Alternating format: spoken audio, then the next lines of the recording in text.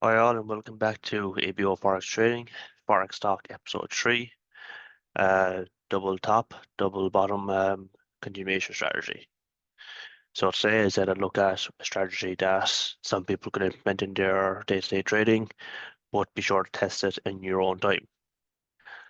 So I put together a few list of questions for you to think about before implementing strategy and to think about when putting together strategy with your own backtesting. So question one is what strategy you're testing. So as I said, this is going to be double bottom, double tops, and we're specifically looking for continuations. Excuse me. Question two, why will you enter this trade? So I'll give you examples going through this video of trades I would take. And question three, why do you not enter this trade? Very important to figure out very early on what breaks your strategy, what are reasons that you think the strategy is going to flip the other way, or you have less confidence that trade is going to play out. Question four, where will your stop loss be placed? Question five, where will you take profit? And question six, are you going to adjust your stop loss? So 4, 5, and 6, we might make a second part because I can only do 15-minute videos on YouTube at the moment. So we might break these into a part two, but we'll see how it goes. So start off with a few examples I have here for you. Question one was what strategy we want to implement, and I said double bottom, double top continuations. So the key part there is continuation. The structure at the moment, if I zoom out a small bit, is bullish. So we're looking for a long trade. Double bottom, double top. I can very clearly see a double bottom here. Point one of contact, broke away, making new higher high, came back down here, double tapped the same area. As you can see, there's multiple retests of this point, but I'm taking the first point of contact because I want to see a bullish continuation. So I see the bullish candle and I enter the close, sorry. So I set my stop loss to just below that area that I marked out. A couple of extra pips spare in case it's spread or news that might spike down. So you can see in this trade, it came very close to my stop loss, but never actually hit it. If I left it just at the edge, it would have stopped me out. And then for this trade, I went for a very simple 1-3. When you're testing this yourself, decide on stop loss, whether you want to make it 5, 10 pips. It doesn't technically matter. Give yourself a bit of room for spread, and then your take profit, decide what level of or how long do we keep the trade opened. So as I said in my first video, 1% a day for 3 years will give you some substantial gain. But as I said in video 2, if I lose 50% of these trades at 1:1, I will turn on break even at the end of the 100 trades or whatever it is. So where do you want to go? 1:1, 1:2, 1:3, that is your choice. Do back testing. It might be a case of you want to go to the next high. So I would put my stop loss or my take profit at the high here, give me a 2.8, but your profits are very unknown. It's very hard to calculate how much profit you're going to take. So let's stick with 1:3 for now and see how that plays out. Trade 2. Again, the momentum was bullish. I see an uptrend here. I see a point here that came back to retest, pushed high, came back down to retest it, and on the close of a bullish candle, I entered a trade. Stop loss below my area, 1:3 trade, and I hit profit. As you can see here, there's plenty of momentum here to the upside to make it a 1:4, even the 1:5 potentially, but the rule I set a couple minutes ago, 1:3, so I'm going to stick with it. Moving on to example 3. This would have been the first trade I would have seen. Area of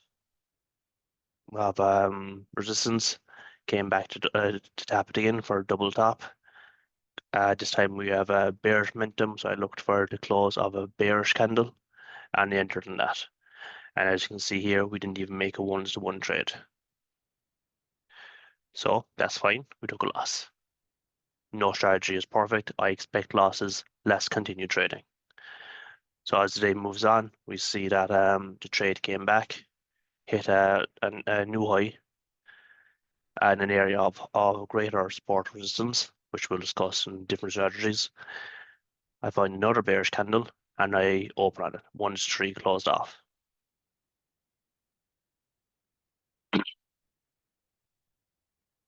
Charges trade 5, I believe. Again, bullish momentum, 1, 2 taps in. I waited for the second candle here because the first candle was quite low. There wasn't a whole pile of momentum here, so it was kind of a more risky trade. Waited for a second candle to get more confidence and opened another 1 to 3.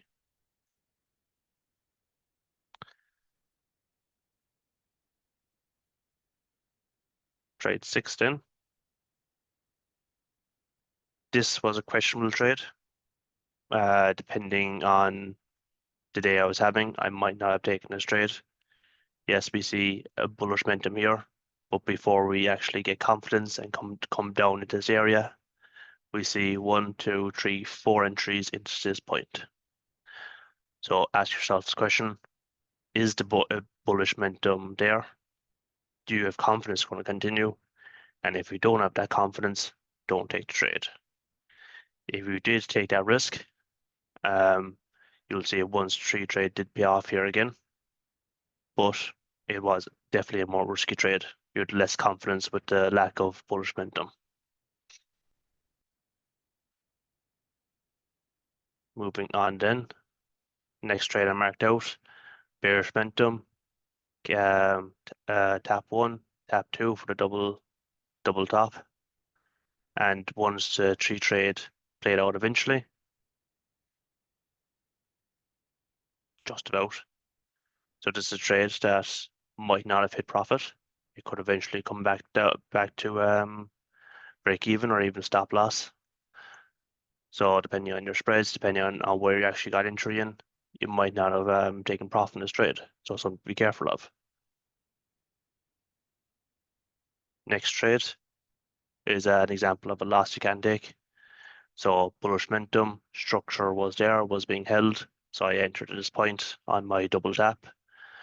Put my stop loss below the area as previously discussed, but the trade eventually came back down and hit stop loss and continued on bearish for the rest of the day. So bear that in mind. As I said in episode 2 of Forex Stock, not every strategy is perfect. You are going to take losses. Don't assume that the trade has went against you or some fundamental news hit and try enter against straight away. Because if you'd re-enter the trade for a reason, as you see, you would take another loss. Next example I marked out, again, one I was not confident in trading, one that would have played off, but I didn't even mark up because of the high risk that was involved. So if we zoom out a small bit, we had bullish momentum, we had a higher high, higher low. It's trying to make new highs, failed here, came back down, barely made a high above this, did not break the most significant high. So there was little confidence that it would take off the way it did.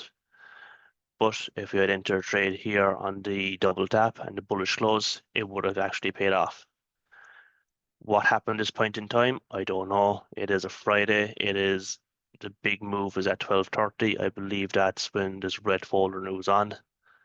Depending on the day, that could be the reason for it.